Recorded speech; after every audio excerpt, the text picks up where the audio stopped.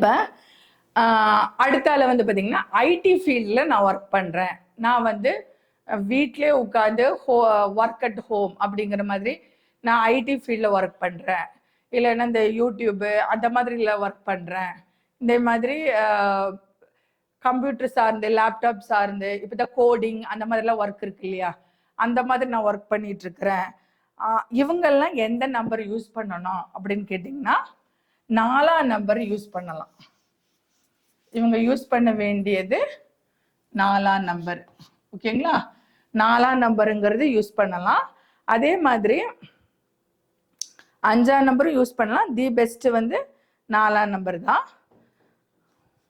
4 use பண்ணலாம், இல்லைன்னா 5 use பண்ணலாம். ஆனால் தி பெஸ்ட் வந்து 4ஆம் நம்பர் தான். ஓகேங்களா. அடுத்தது இவங்களுக்கு வந்து என்ன ஃபுட்டு எடுத்துக்கலான்னு பார்த்தீங்கன்னா மாதுளம் பழம், போமேகிரானட்னு சொல்லுவோம் இல்லையா, மாதுளம் பழம், தேன், அதே மாதிரி வந்து பார்த்தீங்கன்னா மாதுளம்பழம், தேன், அதே மாதிரி முந்திரி, கருப்பு உலர்ந்த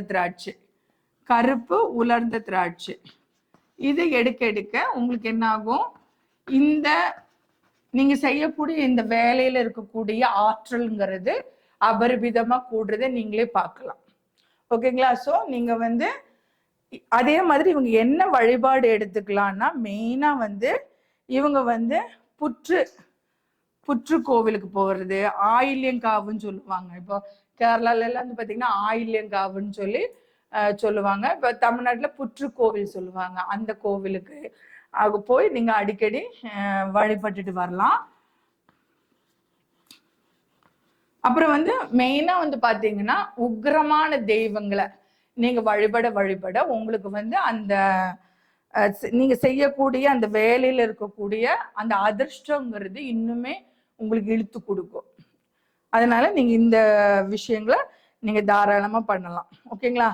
இல்ல எனக்கு நான் பிறந்த நாம யோகம் உங்களுக்கு தெரியும் அப்படின்னா நீங்க திருதி நாம யோகத்திலேயோ இல்ல வேதிபாதம் நாம யோகத்திலேயோ,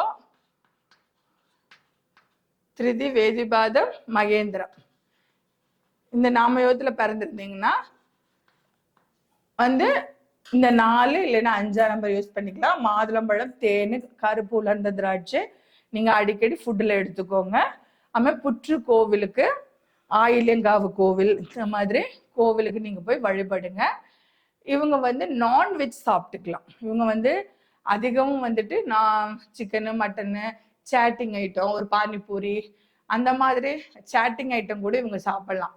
சாப்பிடவே இவங்களுடைய இந்த ஆக்டிவேஷனுங்கிறது நல்லா வரும். ஸோ இவங்கெல்லாம் அந்த ஃபுட்டு எடுத்துக்கலாம். ஓகேங்களா. இப்போ நம்ம இந்த செக்ஷன் முடிஞ்சிருச்சு. இப்போ நான் வந்து ஆரம்பத்தில் மாற்றிடலாம்.